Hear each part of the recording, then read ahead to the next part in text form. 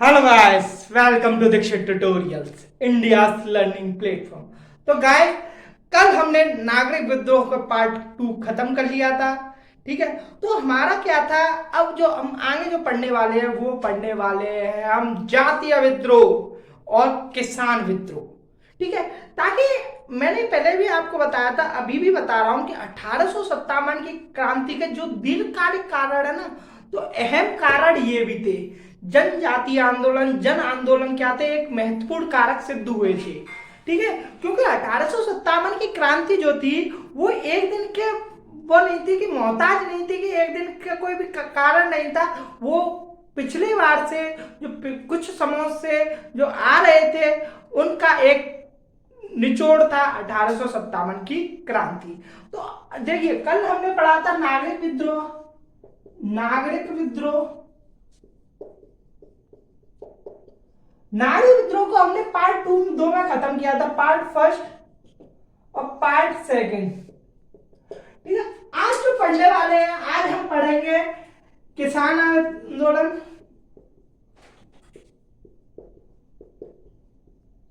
और जनजातीय आंदोलन।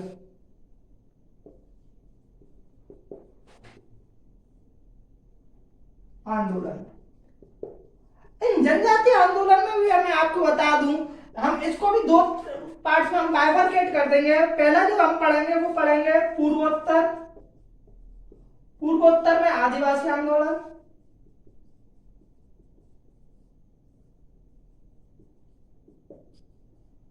वही आज इसमें जो हम पढ़ेंगे वो पढ़ेंगे हम जनजातीय विद्रोह।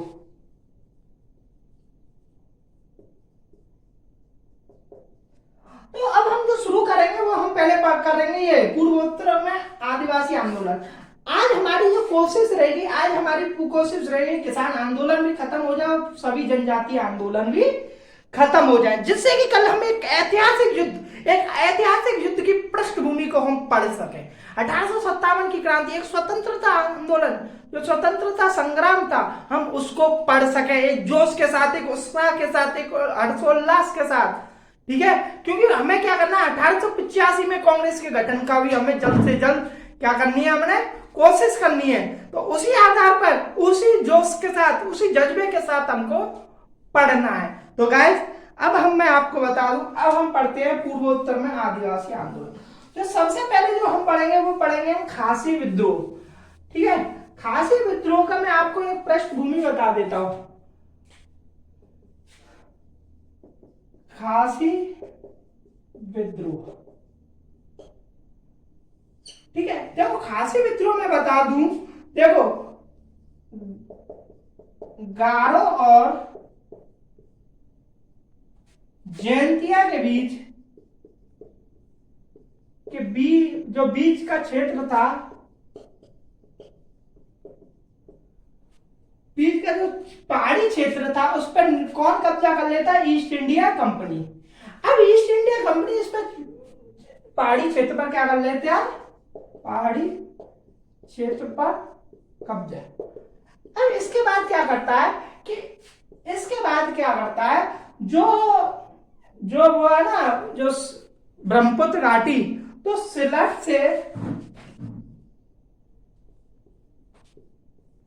के साथ ब्रह्मपुत्र घाटी तक में सड़क निर्माण करना चाहता है, सड़क का निर्माण। ठीक है, सिलट के साथ क्या करता है, ब्रह्मपुत्र घाटी में सड़क का निर्माण करना चाहता है, जिसके लिए वो कुछ बाहरी, जो बाहर के जो लोग थे उनको बुलाता है। जैसे कौन कौन थे बाहर, अंग्रेजों को बुलाता है, बंगालियों को बुलाता है। ठीक है, बंगालियों के साथ जो मैदानी क्षेत्र के बाहरी जो लोग थे, मैदानी क्षेत्र के, ठीक है, अब क्या करता है कि सड़क निर्माण के लिए अंग्रेज हो, बंगाली हो, मैदानी क्षेत्र के जो बाहरी लोग थे उनको इस सड़क निर्माण के कार्य में बुलाता है। ठीक है, तो इसके लिए क्या करता है, जो तीरथ सिंह के नेतृत्व में, यहां मैं आपको हटा देता हूं इसको, तीरथ सिंह के नेतृत्व में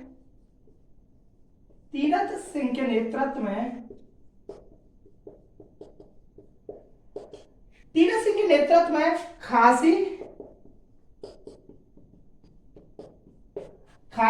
गारो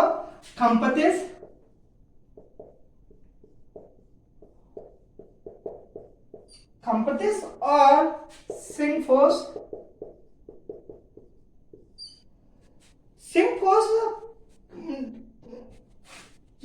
तीरथ सिंह के नेतृत्व में खासी गारो खम्पतिस और सिंगफोस के साथ क्या करता है, मैदानी क्षेत्र से जो आए भारी लोगों को उनको हटाने के लिए, उनको बाहर भेजने के लिए एक सशक्त विद्रोह करते हैं। कौन करते हैं? तीरथ सिंह के नेतृत्व में। तो तीरथ सिंह के नेतृत्व में खासी विद्रोह होता है। और क्यों होता है? क्योंकि जो सड़क निर्माण के में जो भारी लोग आए थे, जैसे अंग्रेज हुए, बंगालिया हुआ या मैदानी क्षेत्र के जो बाहर के लोग थे, उनको बाहर निकालने के लिए उनके विरुद्ध क्या करता है, एक संगठित विद्रोह करता है। ठीक है, कौन करता है? तीरथ सिंह के नेतृत्व में। ये था कौन? पहला विद्रोह। वही दूसरा विद्रोह मैं आपको बता दूं, दूसरा जो विद्रोह है, ठीक है, जो दूसरा विद्रोह था वो सिंगफोस विद्रोह। दूसरा सिंगफोस विद्रोह।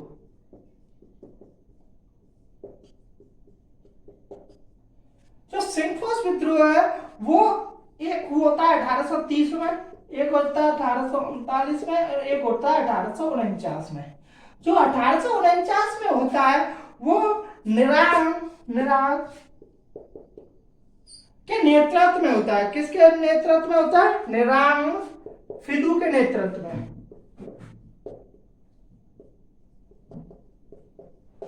ओके गाइस, तो सिंगफोस विद्रोह 3 चरणों में होता है। 1830 में होता है, 1839 में होता है, वही एक 1849 में होता है। जो 1849 में जो होता है वो निरांग फिदू के नेतृत्व में होता है। ठीक है, अब जो तीसरा था, तीसरा मिस्मी विद्रोह। मिस्मी विद्रोह जो होता है वो होता है 1836 में। ठीक है, वही चौथा मैं आपको बता दूं वो होता है खम्पति विद्रोह। तो खम्पति विद्रोह होता है वो होता है 1839 से लेकर 1840 तक। ठीक है, तो फिफ्थ वाला जो होता है वो होता है लुसाई विद्रोह।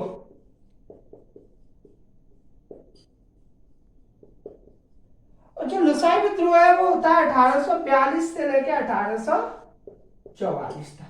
जो मेन जो पूर्वोत्तर में आदिवासी जो विद्रोह हुए थे वो थे ये 5। ठीक है, कौन सा था? खासी विद्रोह। खासी विद्रोह के बाद आता है सिंगफोस विद्रोह।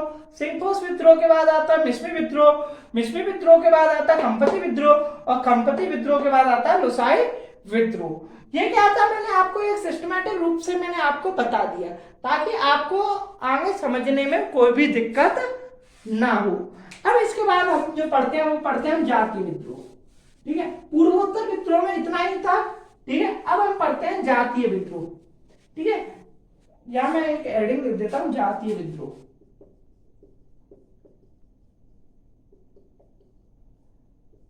जातीय विद्रोह में जो पहला जो विद्रोह आता है वो आता है पहाड़िया विद्रोह। जो पहाड़िया जो होते थे ना, ये पहाड़िया विद्रोह में मैं आपको बता दूं, जो पहाड़िया थे वो राजमहल के पहाड़ियों में बसी एक लड़ाकू जनजाति थी। ठीक है, यहां लिख देता हूं, राजमहल की पहाड़ियों में बसी एक लड़ाकू जनजाति थी। एक लड़ाकू जनजाति थी। और मैं बताऊं, इन्होंने जो विद्रोह किया था, क्यों किया था? क्योंकि इनके क्षेत्र पर अतिक्रमण कर लिया गया था। अतिक्रमण की वजह से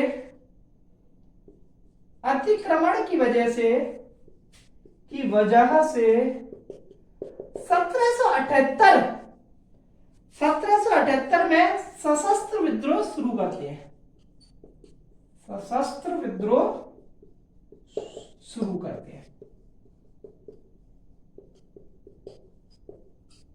ठीक है, पहाड़िया विद्रोह में यही था।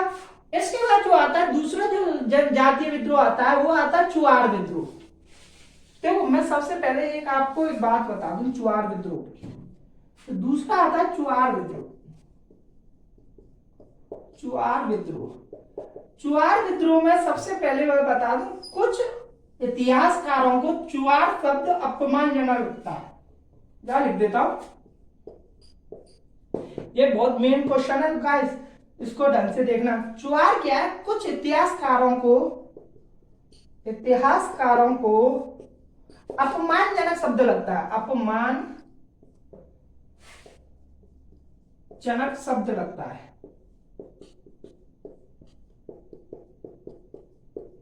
अगर ये वर्ड अगर इन्हें अपमानजनक लग रहा है तो गाइस फिर आपका ये क्वेश्चन होगा, अगर उनको अपमानजनक लग रहा है तो वो भी चुआर की जगह ऐसा कौन सा वर्ड जो है वो यूज करते होंगे। वो जो यूज करते थे चुआर की जगह वो कौन सा यूज करते थे, जंगल महल विद्रोह।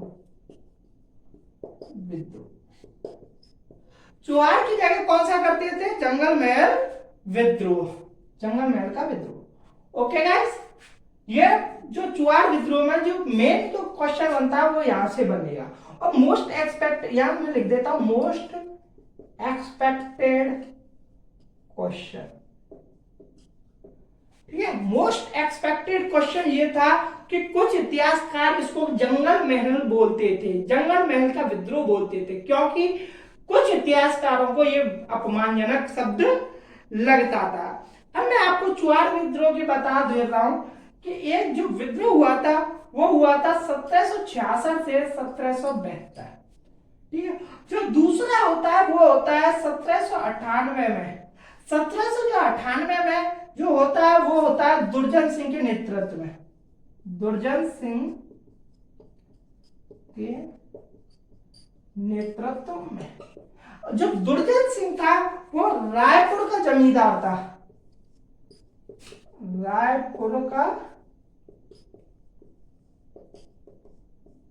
रायपुर का जमींदार था। वही मैं एक आपको बता दूं जो 1771 में भी क्या होता है कि जो चुआर सरदार होते हैं और जो दादका के सामगंजन हुआ या कालीपाल हुए, ठीक है, कालीपाल, उनके नेतृत्व में 1771 में, यहां लिख देता हूं 1771 में चुआर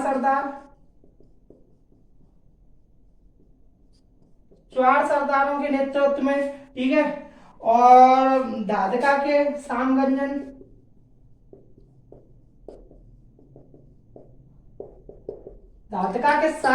हुए, कालीपाल हुआ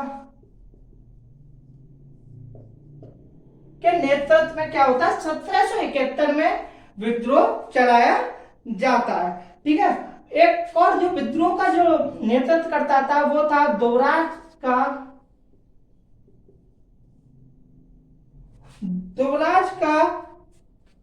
दुबराज के सुगला सिंह।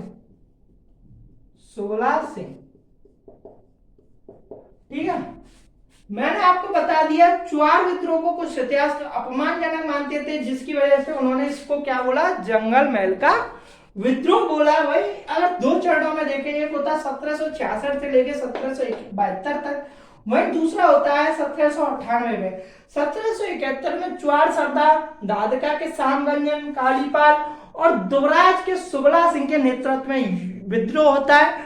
वहीं 1798 में जो होता है वो होता है दुर्जन सिंह का नेतृत्व। जो दुर्जन सिंह है वो रायपुर का जमींदार है।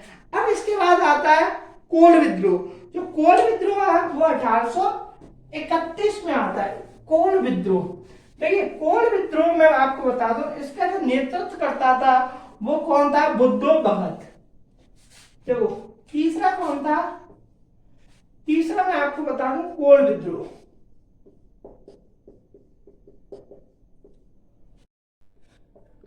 ठीक है ना, तो इसका मैं आपको बता दूं नेतृत्वकर्ता कौन था, मैंने अभी आपको बताया भी था नेतृत्वकर्ता। तो नेतृत्वकर्ता था उसका नाम था बुद्धो भगत।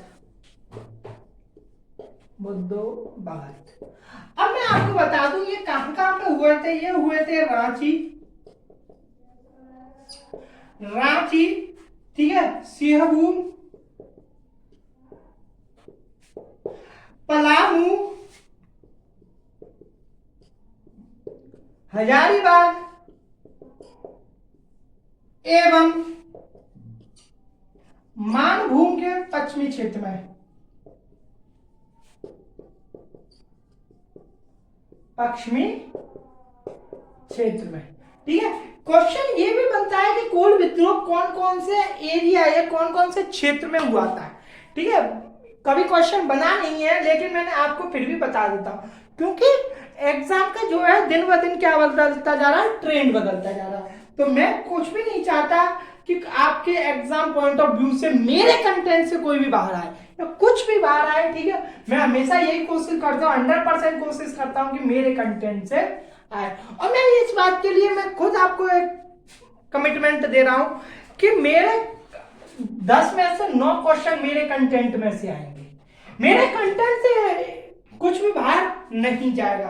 ओके गाइस, अब जो मैं एक बार बता दूं, जो ये कोल जो विद्रोह हुआ था उसका जो तत्कालिक कारण क्या था। जो कोल मुखिया थे, कोल मुखिया मतलब मुंडा से क्या हुआ था, जमीन, इनसे जमीन को लेकर हिंदू मुस्लिम एवं सिख जैसे बाहरी लोगों को दे दिया था,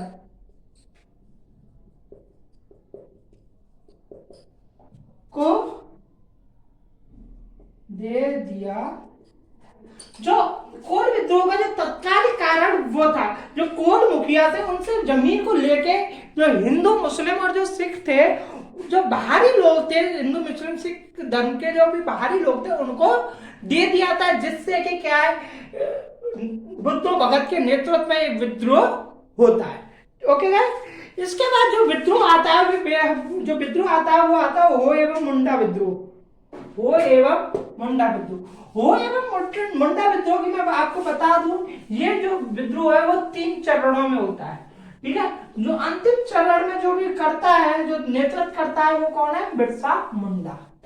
ठीक है, मैं आपको यहां बता दूं चौथा हो एवं मुंडा विद्रोह।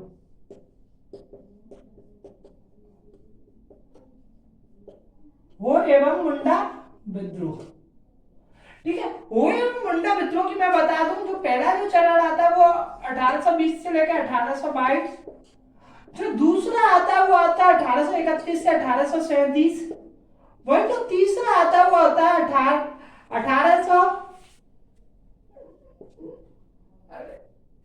1899 से लेकर 1900।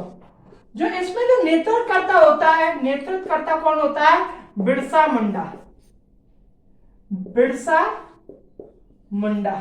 तो बिरसा मुंडा के नेतृत्व में 1899 से 1900 में जो विद्रोह होता है, ठीक है, एक विद्रोह होता है। और जो विद्रोह होता है वो बेहद ही, एक तरह से देखा जाए तो विद्रोह एक तरह से क्या होता है, एक भले ही ये सक्सेस उतनी नहीं मिल पाई, लेकिन इस विद्रोह ने ये बता दिया कि हाँ, कि कुछ तो है भारतीय लोगों में, अपनी जो इच्छा शक्ति है उसको अगर मनवाने की जो शक्ति है ना, वो भारतीयों में है। लेकिन उस काम को करने के लिए किसकी जरूरत पड़ती है, संगठन की जरूरत पड़ती है। उस संगठन का नेतृत्व किसने किया था, बिरसा मुंडा ने। ठीक है, इसके बाद आता है संथाल विद्रोह। संथाल विद्रोह में आपको बता दूं 1855 से 1856 में होता है। पांचवा जो है संथाल विद्रोह। संथाल विद्रोह 1855 से 1856। ठीक है, अब मैं आपको इसका बता दूं, संथाल विद्रोह जो है वो जमींदारों के विरुद्ध था, जमींदारों के विरुद्ध विद्रोह। ठीक है, जमींदारों के विरुद्ध विद्रोह था। और इसका जो नेतृत्व करता था वो कौन था, सिद्धू एवं कान्हा। ठीक है, और इन्होंने क्या एक घोषणा की थी, कि हम जो कंपनी के शासन का अंत कर देंगे। इन्होंने क्या बोला, इन्होंने घोषणा की क्या, कंपनी के शासन का अंत कर देंगे, कंपनी के शासन का अंत कर देंगे। ठीक है, तो सिद्धू और कानू के नेतृत्व में इन्होंने क्या किया, कंपनी के शासन को अंत कर देंगे एवं भागलपुर राजमहल एवं भागलपुर के बीच क्षेत्र में स्वायत्तता हासिल करेंगे, स्वायत्तता हासिल करेंगे। ठीक है, इन्होंने जो घोषणा की थी वो क्या थी, कंपनी के शासन का अंत कर देंगे, वही राजमहल एवं भागलपुर के बीच के क्षेत्र में स्वायत्तता हासिल करेंगे। किसके नेतृत्व में हुआ था यह, सिद्धू एवं कानू के नेतृत्व में। ठीक है, संथाल विद्रोह। इसके बाद जो विद्रोह आता है वो आता है खोंड विद्रोह। कौन सा आता है, खोंड विद्रोह। और जो खोंड विद्रोह है वो 1837 से 1856 तक चलता है। मैं यहां लिख देता हूं खोंड विद्रोह, खोंड विद्रोह 1837 से 1856। इसका मैं आपको बता दूं, जो उड़ीसा से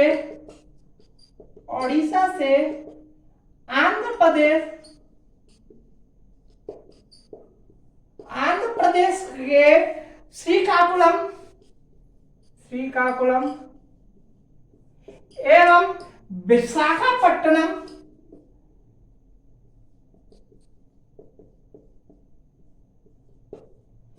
विशाखापट्टनम जिले में विस्तारित था,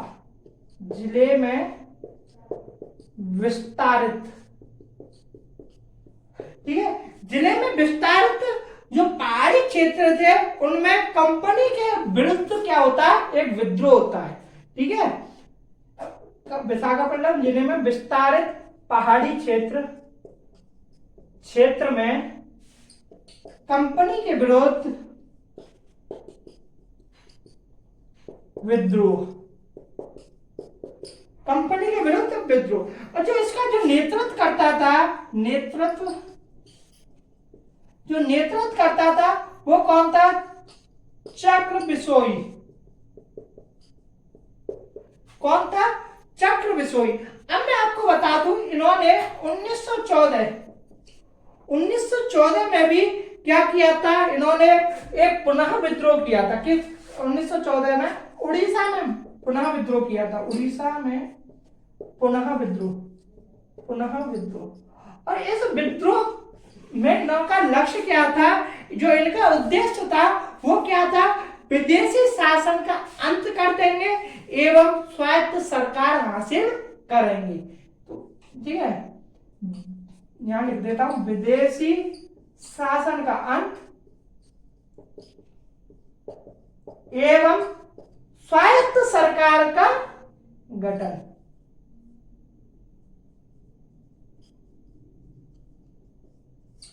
ठीक है, यहां लिख दे रहा हूं, विदेशी शासन का अंत एवं स्वायत्त सरकार को हासिल कर लेंगे, जो 1914 में होता है। ये कोई भी बताता नहीं है कि 1914 में भी खोंड में एक विद्रोह हुआ था, उड़ीसा में भी एक पुनः विद्रोह हुआ था, और उस विद्रोह में जो उद्देश्य था वो क्या था, वो उद्देश्य क्या था, विदेशी शासन का अंत एवं स्वायत्त सरकार हासिल करना। ओके गाइस, तो ये था खोंड विद्रोह। इसके बाद आता है कौन सा आता है, कोया विद्रोह। कौन सा आता, कोया विद्रोह। जो कोया विद्रोह है वो कई चरणों में होता है, 1803 में भी होता है, ठीक है, 1840 में होता है, 1845 में होता है। मैं यहाँ बता देता हूँ कोया विद्रोह। ठीक है, कोया विद्रोह 1803 से शुरू होता है। ठीक है, 1803 से। देखो यहाँ लिख देता हूँ, चटवान कोया विद्रोह में आपको बता दूं 1803 में होता है, 1840 में होता है, 1845 में होता है, ठीक है, 1858 में होता है, 1861 में होता है, ठीक है, और 1862 में भी होता है।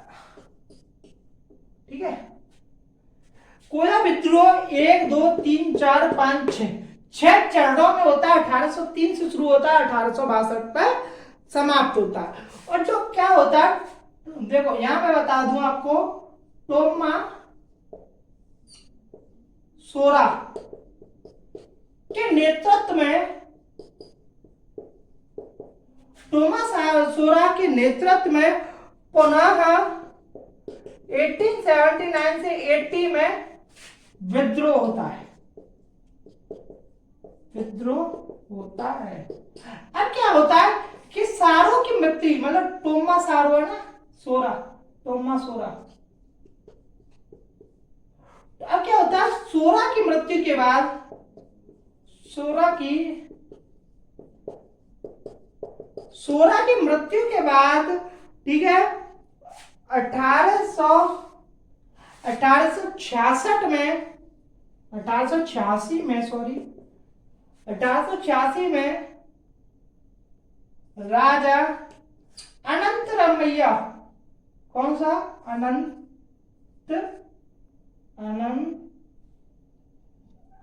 कौन सा था, राजा अनंतयार,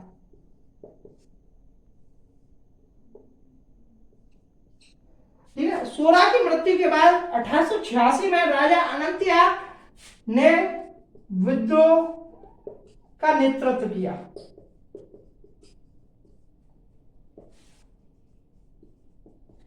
ओके गाइस, ये था कोया विद्रोह। कोया विद्रोह में जो सबसे जो जरूरी था वो था टोमा सोरा, और इसकी मृत्यु के बाद राजा अनंतयार। ठीक है, ये दो महत्वपूर्ण नेतृत्व करता रहे हैं, और ये क्वेश्चन में अभी तक तो पूछा नहीं गया, लेकिन आने वाले टाइम में ये पूछा जा सकता है, जिसकी क्या है, प्रबल संभावना। इसके बाद आता है भील विद्रोह। कौन सा आता है,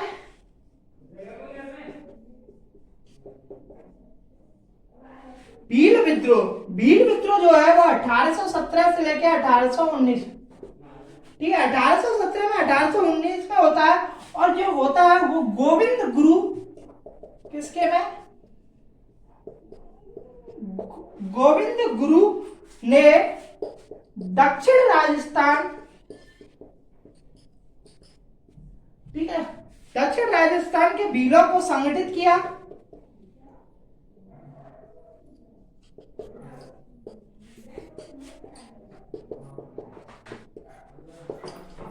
भीलों को क्या किया, संगठित किया।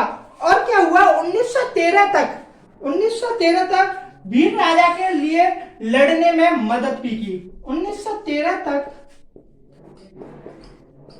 भील राजा के लड़ने में मदद भी की। ओके गाइस, ये था भील विद्रोह। एक मैंने आपको बता दिया, ठीक है, भील विद्रोह क्या था, 1817 से 1819 तक था। और जिसमें जो नेतृत्व करता था ना, उसका नेम बेहद इंपॉर्टेंट है, गोविंद गुरु। क्या है, गोविंद गुरु ने ही भीलों को एक संगठित किया, और उन्होंने क्या किया, भील राजा की मदद भी की। 1913 तक भील राजाओं की मदद भी की थी। इसके बाद आता है कोली विद्रोह। कोली विद्रोह इतना इंपॉर्टेंट नहीं है। कोली विद्रोह क्या है, एक होता है 1829 में, ठीक है, एक होता है 1839 में, और जो एक होता है 1844 से लेकर 48 तक।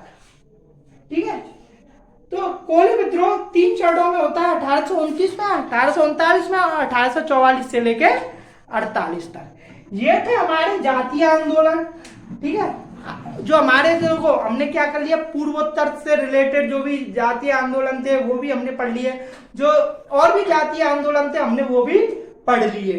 ठीक है, अब जो हम पढ़ने वाले वो हम पढ़ेंगे किसान आंदोलन, जो प्रमुख किसान आंदोलन। ठीक है, एक तरह से मैं आपको बता दूं, किसान आंदोलन जो बताऊंगा बेहद ही, मतलब बोला जाए तो इतने ज्यादा क्वेश्चन में पूछे नहीं जाते, सिर्फ 1-2 पूछे जाएंगे। मैं उनको आपको बता दूंगा कि मोस्ट एक्सपेक्टेड क्वेश्चन कौन कौन से हैं। अब मैं यहां लिख देता हूं प्रमुख किसान आंदोलन।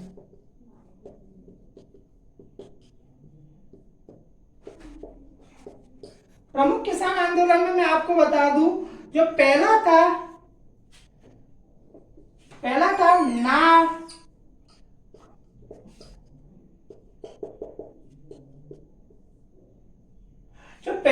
वो था नार के लवेरिया, ठीक है, विद्रोह। जो ये विद्रोह हुआ था, वो विद्रोह 1831 में हुआ था, और 1831 में, और ये क्या हुआ था बाद में बहावी आंदोलन के साथ, बहावी आंदोलन में विलय हो गया था, आंदोलन में विलय हो गया था, ठीक है। तो ये इतना इंपॉर्टेंट नहीं है। जो क्वेश्चन बनता है वो बनता है कि ऐसा कौन सा किसान आंदोलन था जो भावी आंदोलन में मिल गया था। और एक जो क्वेश्चन बनता है, एक क्वेश्चन ये भी बनता है कि कौन सा ऐसा वो था आंदोलन जो इस्लाम सुधार आंदोलन तो था लेकिन बहावी आंदोलन का विरोधी था, ठीक है। लेकिन वो कौन सा था मैं आपको बता दूंगा कौन सा था, ठीक है।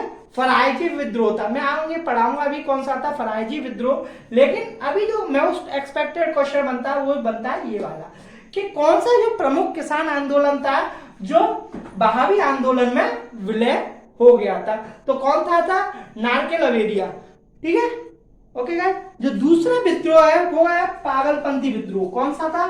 पागलपंथी विद्रोह। दूसरा पागलपंथी, जो पागलपंथी विद्रोह था, इसका मैं बता दूं 1825 से 35 के बीच इन्होंने क्या किया, इन्होंने निश्चित सीमा कर से, निश्चित सीमा से अधिक कर देने से इनकार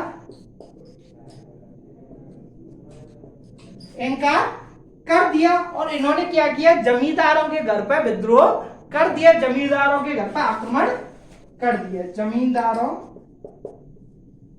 के घर पर आक्रमण कर दिया। Okay guys. और जो तीसरा था बेहद ही इंपॉर्टेंट था, मैंने अभी आपको एक नाम भी बताया था, फरायजी विद्रोह। कौन था? फरायजी विद्रोह। फरायजी विद्रोह था वो कौन सा था? एक इस्लाम सुधार आंदोलन था, ठीक है। वो क्या करते थे, इस्लाम में जो भी बुराइयां थी उनमें वो सुधार लाना चाहते थे, जो था फरायजी विद्रोह। फरायजी विद्रोह, ठीक है। अब फरायजी क्या था, जो पूर्व बंगाल में एक जो व्यक्ति था, ठीक है, हाजी शरीयत। क्या नाम था? हाजी शरीयत। मैं यहां लिख दे रहा हूं,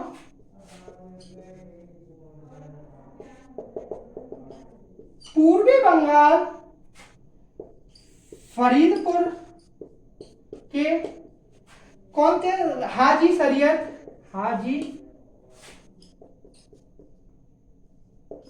हाजी शरीयत अल्लाह द्वारा स्थापित एक मुस्लिम पंथ था, मुस्लिम पंथ था। और इनका जो मुख्य उद्देश्य था, मैंने अभी आपको बताया था, मुख्य उद्देश्य इस्लाम में सुधार लाना था, इस्लाम में सुधार लाना था। परंतु बहावी आंदोलन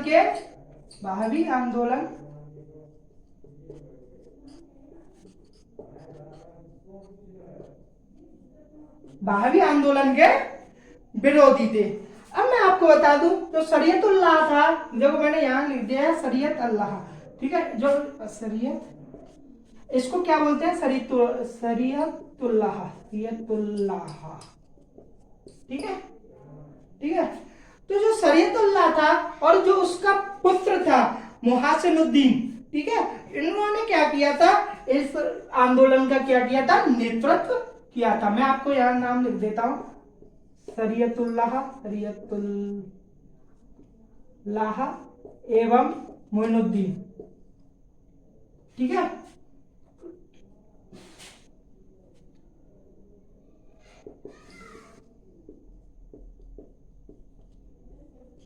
ठीक है। शरीयतुल्लाह एवं मोइनुद्दीन ने क्या किया था, इस किसान आंदोलन का, इस फरायजी विद्रोह का क्या किया था, नेतृत्व किया था। ठीक है, अब इसके बाद जो आता है मोपला विद्रोह, बेहद इंपॉर्टेंट विद्रोह है, और किसान आंदोलन में मैं अंतिम विद्रोह यही पढ़ाने वाला हूं। कौन सा, मोपला विद्रोह। मोपला विद्रोह, मोपला विद्रोह की मैं आपको बता दूं, ठीक है, 1836 से लेके 1854 के दौरान 22 विद्रोह होते हैं। टोटल कितने होते हैं, 22 विद्रोह। 1836 से 1854 के मध्य 22 विद्रोह होते हैं। वही मैं आपको बता दूं, जो द्वितीय जो मोपला युद्ध है, मोपला युद्ध, तो असहयोग आंदोलन,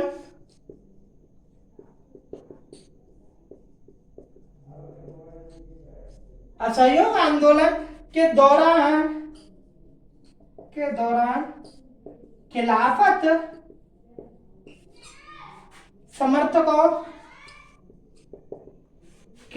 समर्थकों और कांग्रेस